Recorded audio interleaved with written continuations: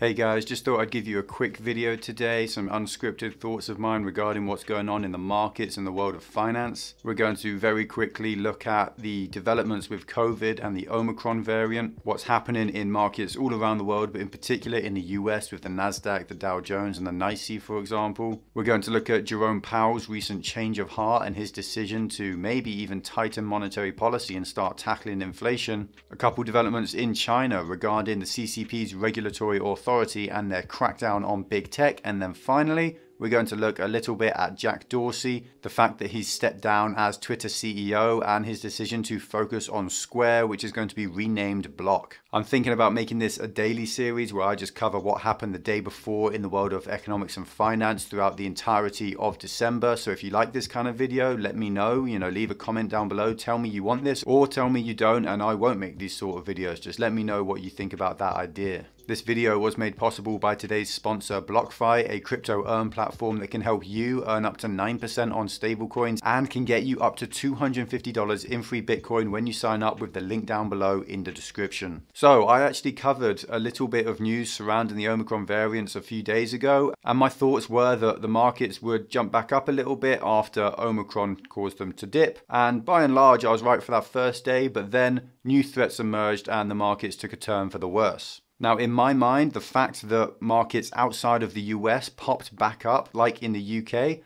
after that initial dip, shows that the real threat wasn't the virus itself, but the government response. Now, the reason I say that is because a bunch of companies and pretty much everyone who has authority on this type of thing, like Pfizer and Oxford University, have come out and said that the vaccine will probably work, that the Omicron variant is probably less severe as well, and that it may increase cases around the world, but it's unlikely to increase hospitalizations and deaths, and that's what really matters. So personally, I'm still really not concerned much at all about the Omicron variant. Really, this is just deja vu from what happened a few months ago with the Delta variant. A bunch of people started to claim that this new variant would recreate the lockdowns and the pandemic all over again, but it just never really amounted to anything. When the variant was first discovered, people said it would evade vaccines and that, it was game over and this is the end of time. But again, it never really amounted to anything, and Delta is now mostly something of the past. Now, it is worth mentioning that markets have continued to dip, but I don't think this is because of Omicron at all. I think it's more than likely it's about Jerome Powell and how he's changed his tune a little bit and is now seeming a little bit hawkish. Obviously, he's been in the news a lot recently, but over the last couple of days especially, he's announced that he's considering accelerating tapering, which has caused a small little taper tantrum. The VIX, or the volatility index, which just measures volatility across markets, spiked to highs that haven't been seen since February 2020, when the virus first emerged and lockdowns around the world were first taking hold. Now, Powell also came out and said that it's time to retire the term transitory for inflation, which is absolutely hilarious because he was acting like he was a teacher telling people that, okay, this word's gone too far, let's stop using it. But he was the person propagating its use. He's the one who basically brought it into the forefront, and he's the one who was claiming inflation was transitory all this time. But whatever, we are where we are. Transitory is no longer my recommendation for the word of the year, which is a little bit of a shame, but there we are. Inflation is going to get worse. Powell can't control it, and he's finally acknowledged that, and he's basically put out the idea that, okay, markets, you need to prepare for rate rises and maybe even faster tapering because inflation has to be tackled seriously now. Previously, people were unsure if rates would rise at all in 2022, but that narrative has started to change and it's looking more and more likely that rates will rise in 2022 and they might even rise multiple times.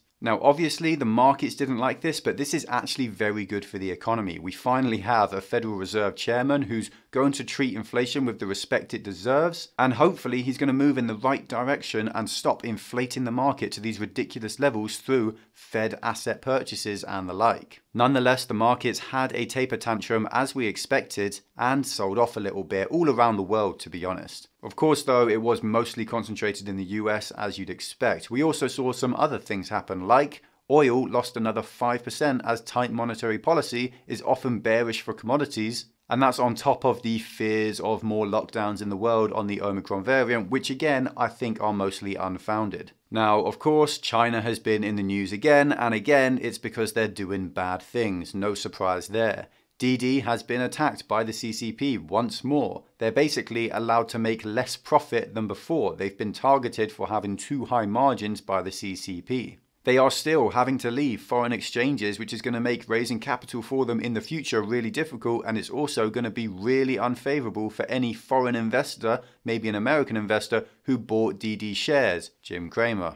Really, this is just more of the same from the CCP. It's targeting big tech companies for the sake of targeting big tech companies. They're not worried about destroying wealth because the CCP's priorities have changed. It's no longer about wealth creation or wealth preservation for that matter. It's about control of the party and maintaining that control across the entire country. But something that was a little bit of a development was a Taiwanese businessman called Douglas Hsu. Now, because I don't know how that surname is pronounced and I'm probably butchering it, I'm just going to call him Douglas from this point on. Now, in short, what happened is he came out with a big statement saying that he opposed Taiwanese independence just days after his company was fined and attacked by the CCP. He was fined $14 million last week, and his first public comments after that fine just a week later are to claim that China rightfully owns Taiwan. Now, I'm sure you can guess what my thoughts on this issue are, but in short, Douglas is a coward, plain and simple. He is incapable of putting right before wrong or putting the needs of his country above the needs of his own. He's already fabulously wealthy and successful. What's another $14 million when you're talking about your homeland? But apparently that means nothing to him.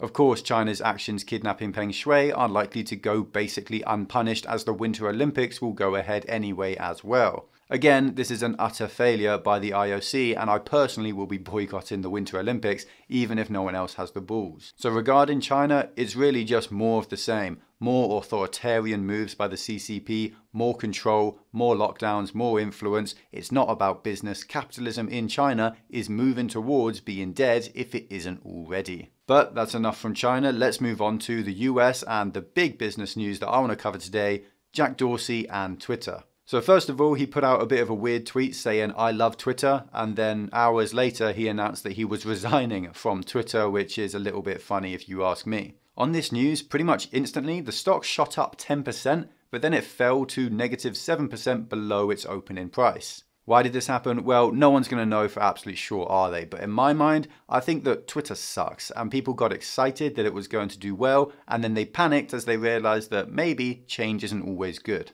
If you compare Twitter to various other social medias of the same category, like Instagram or Facebook, those companies that have the same sort of name and brand and user base, Twitter is an utter failure in comparison. They have not been able to scale users or revenue or profits to the same degree that all these other media-based tech companies have, and this is largely due to Jack Dorsey's failure to adapt. In my mind, Jack Dorsey stepping down as CEO is probably a good thing for Twitter, at least from a business point of view, not necessarily from a user point of view. But Jack Dorsey didn't just stop there. He then announced that he was going to be focusing more of his time to Square, the payment processor that he started as well as Twitter, and he's also going to be changing the name of Square to Block, which is obviously the preface to blockchain and is indicative of how he wants to bring Square, or now Block I should say, back into the decentralized finance sector. Now personally here, again, I might not surprise people here, but I hate the idea of Jack Dorsey in crypto. He has proven that he can't be impartial and he doesn't want decentralization while he's been CEO of Twitter, so him being behind the growth of a company like Square or Block and claiming to be the face of decentralized finance is, in my opinion,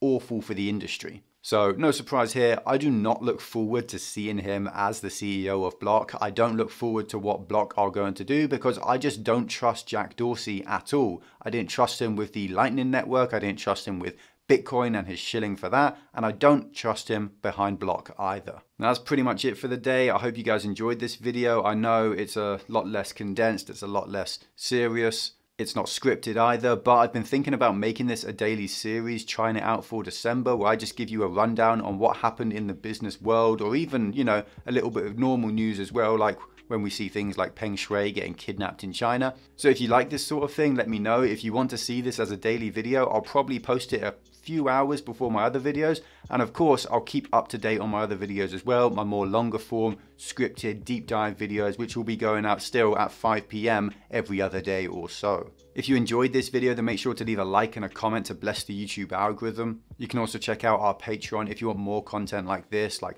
daily live streams, access to my personal portfolio, and buy and sell alerts as well. There's also links down below in the description for masterworks.io, a site which allows you to invest in fractional ownership of fine art, and BLOCKFI, a crypto earn platform that allows you to earn up to 9% interest on stablecoins. So if you want to check those out, link is down below in the description as always. Other than that though, that's it. Thanks for watching. Thanks for all the support. Stay stoic. Until next time.